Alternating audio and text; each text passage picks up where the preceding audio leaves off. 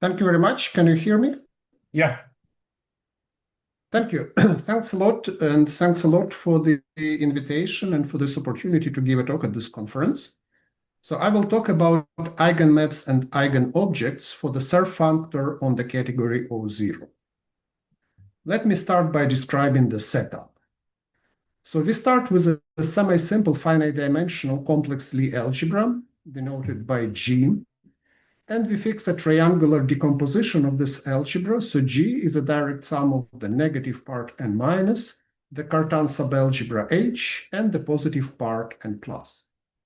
Associated to this triangular decomposition, we have the Bernstein-Gelfand category O. It's a certain category of G modules. And this category has the principal block, the most complicated direct summand, which is denoted by O0. So I will tell you some facts about this block, which are necessary to understand the main result of the lecture. So let W be the Weil group of the pair G, H. Then the simple objects in this block O0 are bijectively indexed by the elements of this Weil group.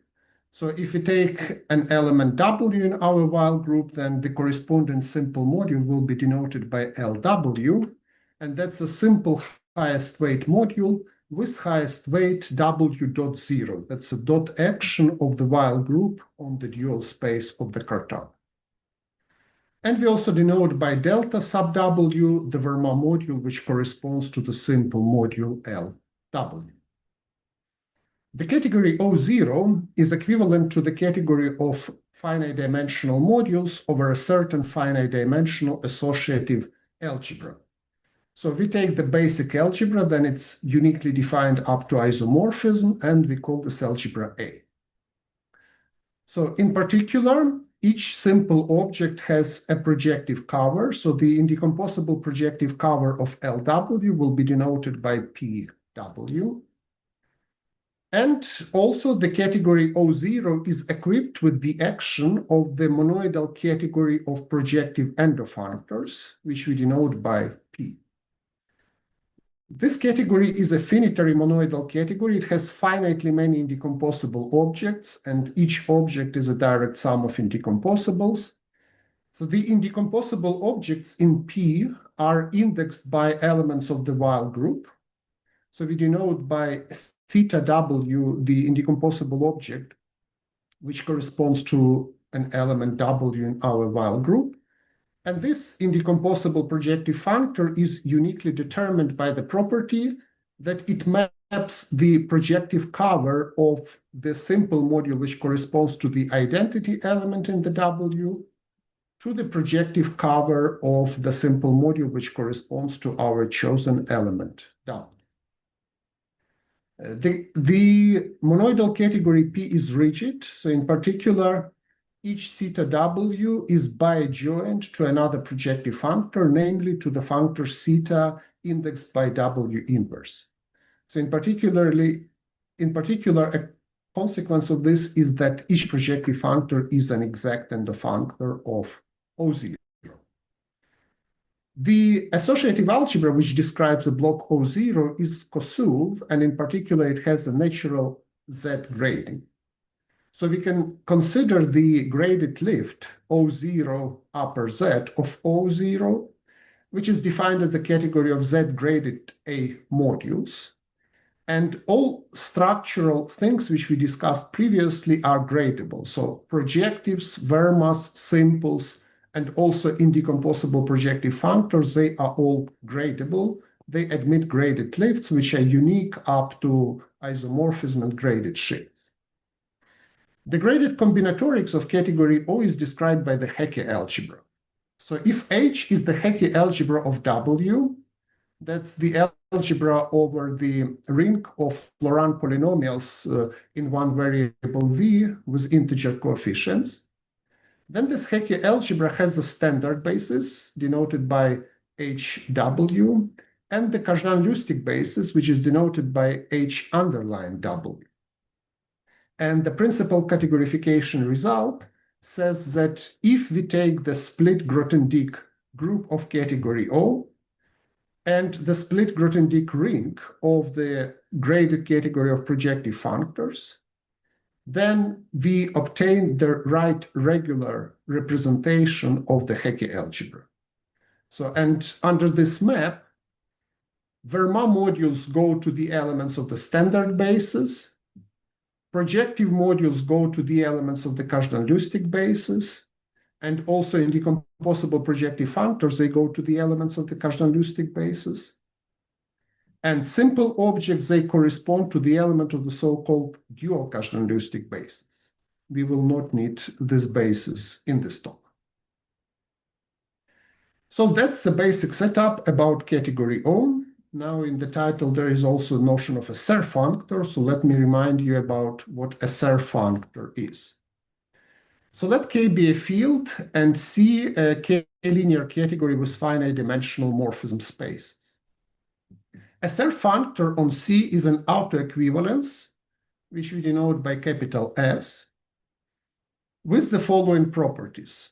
So for any pair of objects X and Y in C, there is an isomorphism of the CXY with CY S of X dual, which is functorial both and X and Y. Let us note that not all categories admit a Serre functor, but in some important special cases, Serre functors exist. So in particular, if we take a finite dimensional associative algebra over an algebraically closed field, which has finite global dimension, and consider the bounded derived categories of modules over this algebra, then by a result of Happel, this bounded derived category has a Serre functor, and more specifically, the left derived of the Nakayama functor is a Serre functor in this setup. And the Nakayama functor is a tensoring with a dual bimodule over lambda. Okay, so here the important part is that we need a finite dimensional associative algebra of finite global dimension. And that's true in the case of category O. So the category O0 is the highest weight category, which is equivalent of saying that the algebra A, which describes this category, is a quasi-hereditary algebra. And each quasi-hereditary finite dimensional algebra has a finite global dimension. So by that result of Happel, the bounded derived category of O admits a Serre functor.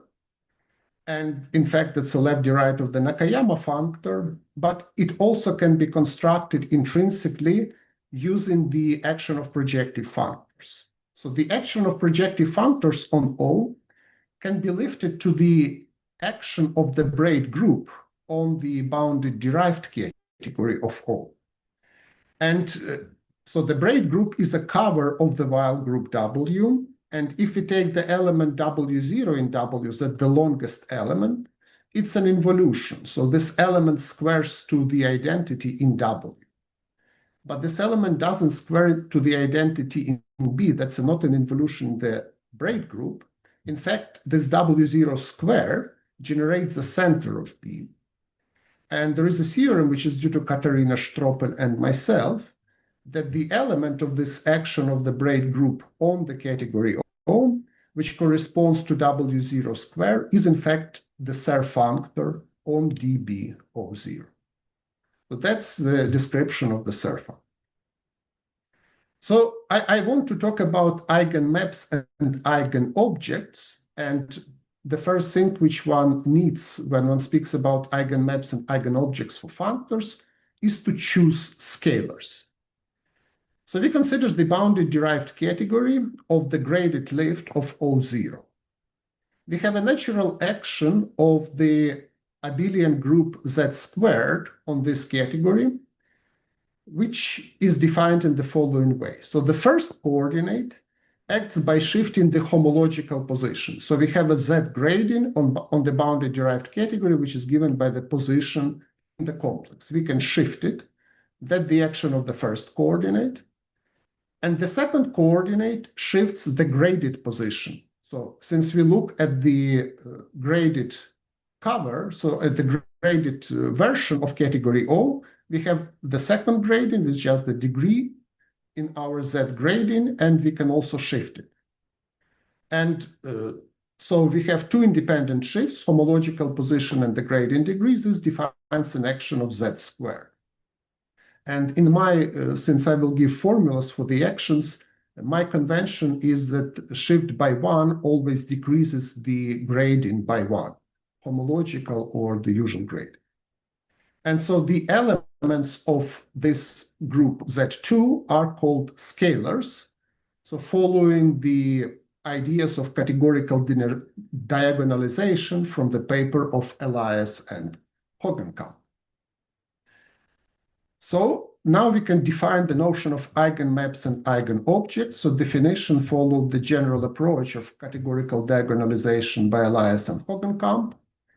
A natural transformation alpha from the Serre functor to an element of our group Z2 to some shift I in homological position and j in degree is called an eigenmap, provided that there is a non-zero object X in our bounded derived category, such that the evaluation of alpha at X is an isomorphism.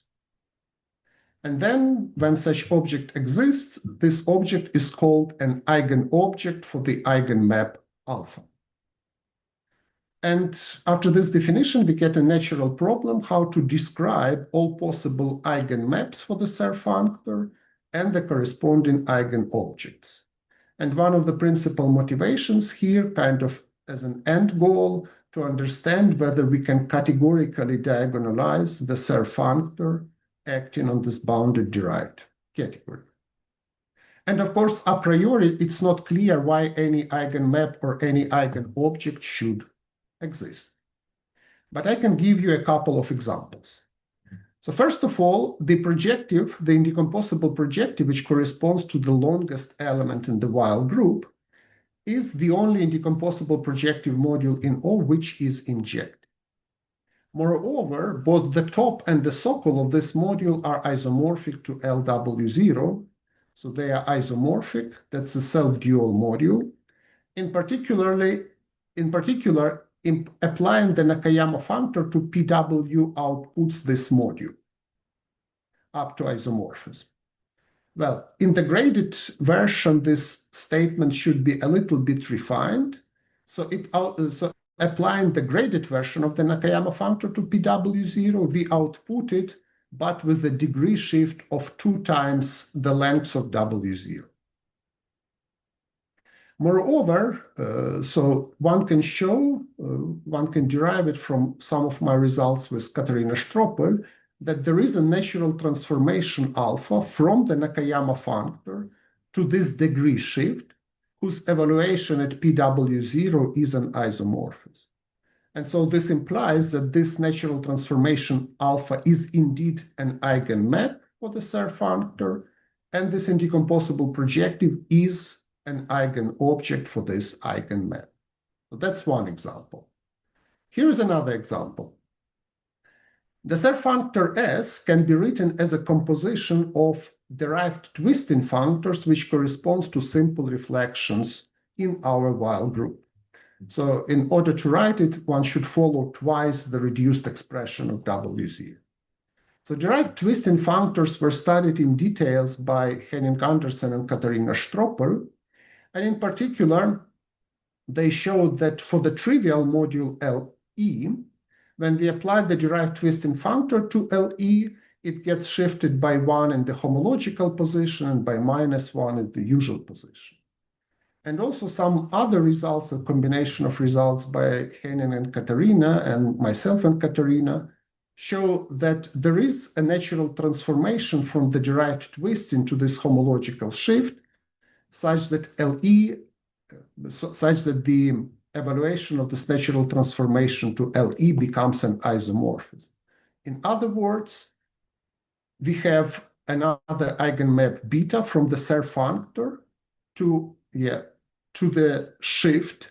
So now the degree of the shift is 2 times the length of W0, because, I mean, this is for elementary twisting functor, but we have to follow them twice over the reduced expression of W0.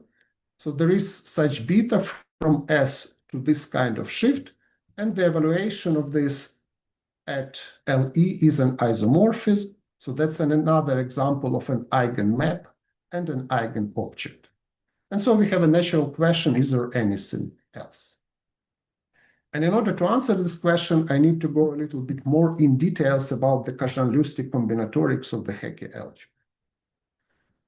So the Kazhan-Lusztig basis of the Hecke algebra is positive in the sense that the structure constants are polynomials with non-negative coefficients. And using this property, one can define the left, right, and two-sided Kazhan-Lusztig pre-orders on W and the corresponding cells. So an element is left greater if applying something on the left, we can get the greater element from the smaller one with a non-negative coefficient. That's the definition of these orders. And then in the corresponding left cells, each left cell contains a unique involution, which is in certain sense distinguished, and it's called the Duflo involution.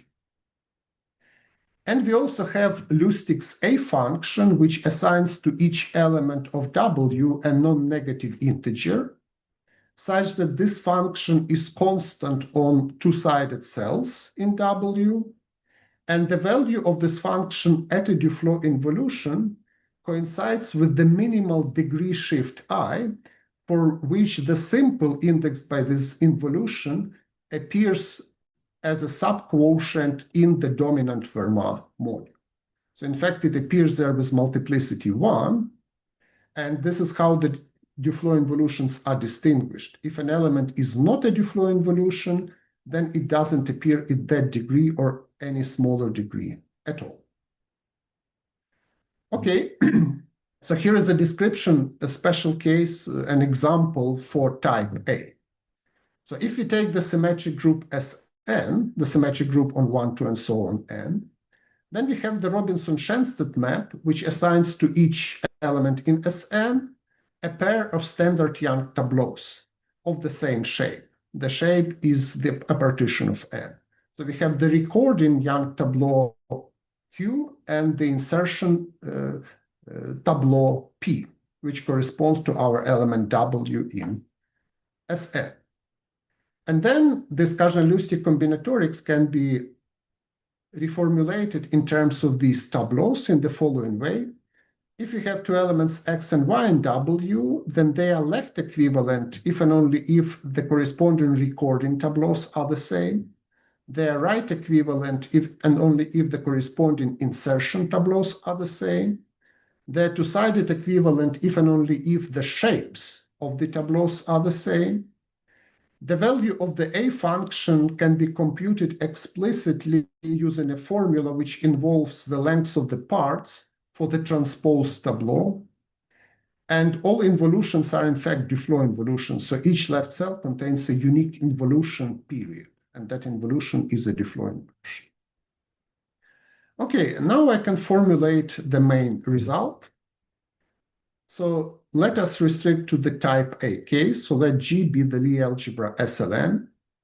Then for any involution D in the symmetric group Sn, so the symmetric group is the Weyl group of SLN here, there is an eigenmap gamma D from the Serre functor to the following shift. So we shift in the homological position by twice the value of the A function at the element W0D. And in the usual degree, we shift by twice the difference between the value of the A function at D and the value of the A function at W0D.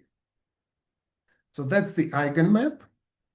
And then for this eigenmap gamma D, for any W in Sn, which is right equivalent to D, the module which is obtained by applying the indecomposable projective functor theta W to the simple module LD is an eigenobject for this eigenmap. So I gave you two examples of eigenmaps and eigenobjects. So the first example corresponds to D being the longest element W0. Then the A function of D is A of W0, and the A function of W0D is 0. And this gives us the formula for PW0, which is theta W0 applied to LW0 with a shift of a w0, minus a of w0. And this gives us the first example. And for the second example, we should take d to be equal to the identity. Then the a function of d is 0, and the a function of w0, d is a of w0, which is the length of w0, which gives us the formula for LE, which is theta e, the identity applied to LE. So these are the two specific examples which I presented before. So this theorem implies, in particular, description of Calabi-Yau objects in this boundary derived category. Let me recall what this means. So if we have a finite dimensional associative algebra of finite global dimension over some algebraically closed field, then Sibils and Chang defined the notion of a Calabi-Yau object of dimension R in the following way. X is a Calabi-Yau object of dimension R. If applying the Serre functor to X, we get something which is isomorphic to shifting X by R in the homological position. So here there is no requirement that X should be an eigenobject for any kind of eigenmap. And the corollary from the main result that each theta W applied to LD from the previous slide is a Calabi-Yau object for O0 of dimension 2 times the A function applied to W0 D. Okay, so here are some comments about the proof. The proof consists of 3 major parts. So first of all, one needs to establish the Calabi-Yau property for our wannabe eigenobjects. Then one needs to construct the eigenmaps, and then one needs to prove that evaluation of eigenmaps and at our wannabe eigenobjects are isomorphous. So here are brief comments on each of these parts. So to establish Calabi-Yau property for our wannabe eigenobjects, an important point is the special property of type A Kazhdan-Lusztig combinatorics that each two-sided Kazhdan-Lusztig cell in type A contains the longest element of some parabolic subgroup. And this allows us to look at some objects in the parabolic version of category O, where there are many computations. So in particular, if we take the dominant parabolic Fermat module, it has a socle, and that socle is indexed exactly by the Duflo involution in a certain cell.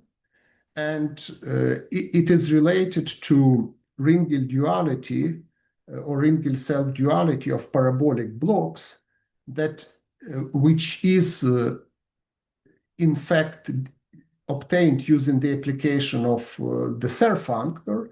And so there is a computation in one of my papers with Katarina Stroppel that applying the Serre functor to LD, so not to our theta W LD, but directly to LD, is isomorphic to LD with the correct shift, but up to some possible extra terms in homology which one cannot control, but those terms correspond to simple, they're indexed by elements which are J strictly smaller than D. And all these terms will get killed if we apply theta W where W is right equivalent to D, and this gives us the necessary property that theta W applied to LD is in fact a Calabi-Yau object. So that's about the first part.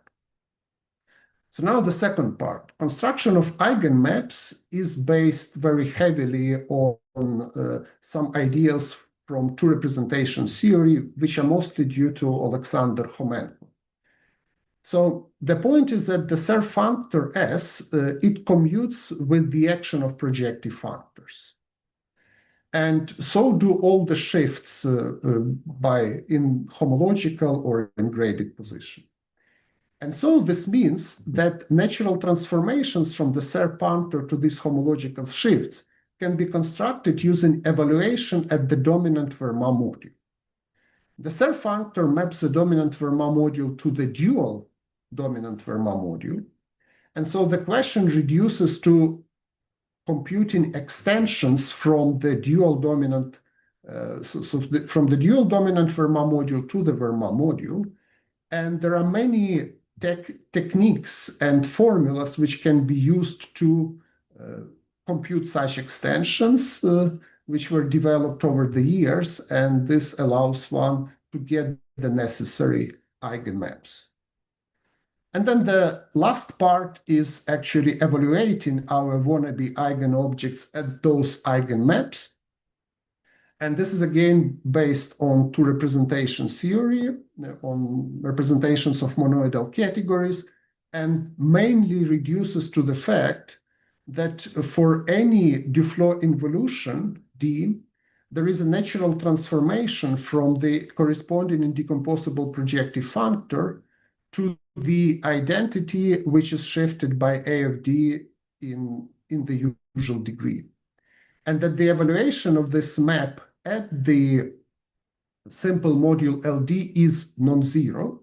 And this is essentially the fact that theta D is self-adjoint, and that's something which comes from the adjunction map which corresponds to theta D.